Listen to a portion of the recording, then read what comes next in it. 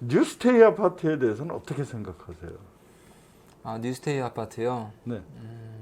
좀 설명이 좀 길게 해도 되나요? 네.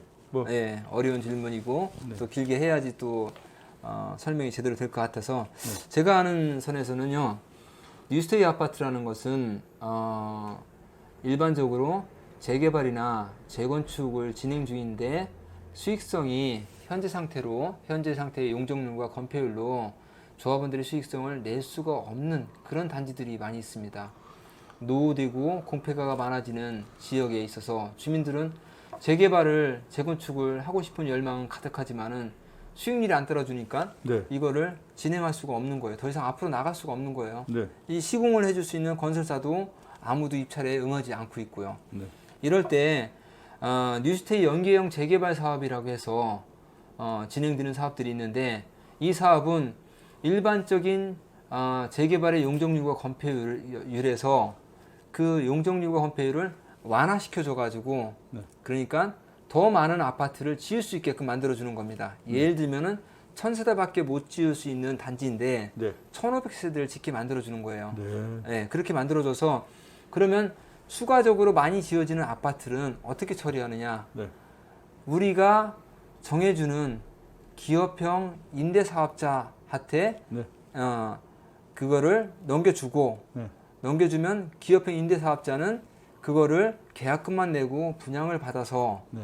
8년 동안 임대를 해야 되는 조건을 붙여서 임대를 하고 그 다음에는 일반 분양을 하든 마음대로 하라라고 하는 것이 뉴스테이 연계형 재개발 사업입니다. 그러면 건설사 입장에서는 8년 동안 계약금 내고 임대 수익을 받고 네. 그다음에 임대 수익 받고 있다가 네. 일반 분양을 하게 되면 그냥 제가 생각을 하는데 네.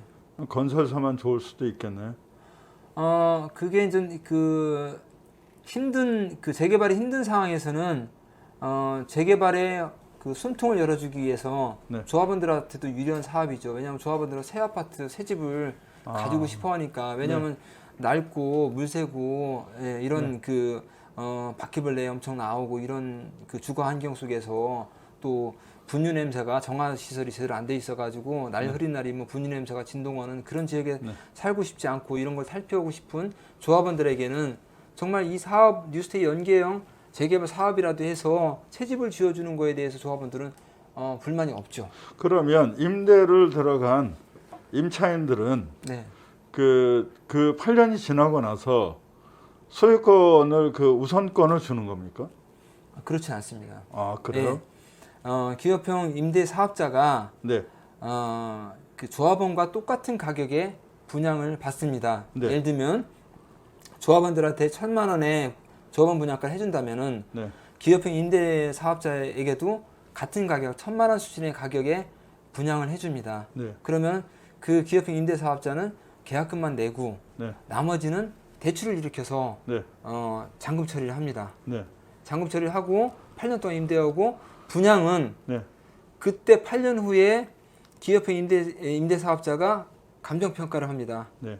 예, 뭐 감정 평가 2기간이든 몇 기간이든 하겠죠. 네. 그래서 감정 평가를 해서 그 감정 평가한 그때 당시 시세 가격, 감정 평가 가격으로 네. 분양을 해주고, 그리고 거기에 살고 있는 임차인한테는 우선권은 없습니다.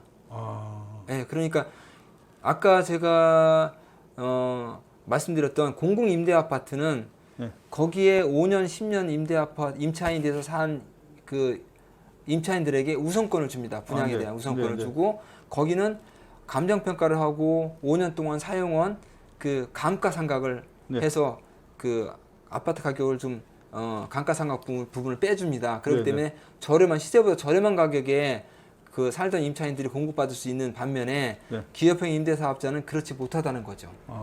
예.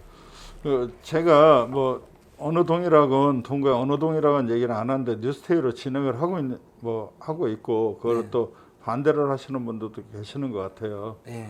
근데 전문가 입장에서 그 뉴스테이 재개발이 유리한 건지 아니면 뭐 일반으로 해서 하는 게 조합원들한테 유리한 네. 건지 뭐 개인적 의견일 수도 있습니다. 그러니까 너무 부담을 느끼지 마시고 네. 어느 게 그래도 조금 본인의 입장이라고 생각을 하시고 네, 네. 어느 게 좀 유리하지 않겠나 이 정도만 좀 간단하게 설명을 해주셨으면 좋겠어요. 네, 제가 생각하는 그 이해관계를 떠나서 네. 그 지금 현재 상태의 뉴스테이 연계형 재개발이냐 네. 아니면 일반 재개발이냐 두 가지를 놓고 따진다면은 네. 전에는 동구의 어떤 열악한 조건과 그리고 인천 그리고 동구의 그 수도권에서 관심이 없었어요. 부동산에 대해서. 네. 그리고 아파트를 지어도 분양받겠다는 사람이 없었기 때문에 네. 미분양이 났었던 사례가 있었거든요. 네. 네. 예. 그런데 지금은 그 부동산에 대한 관심이 수도권에 있는 사람들조차도 인천에 관심을 가지고 재조명하게 되어 있는 그런 상태가 되었어요. 네. 소위 얘기해서 인천에 부동산에 대해서 인기가 있어졌다는 얘기예요. 네. 그렇기 때문에 뉴스테이 연계형 재개발 사업은 아까 말씀드린 것처럼 조합원하고 뉴스테이 사업자하고 똑같은 가격에 분양을 해주는 그런 네. 시스템이에요. 네. 그러다 보니까 일반적인 재개발은 조합원이 1,000만 원의 분양을 해준다면 조합원에게 네.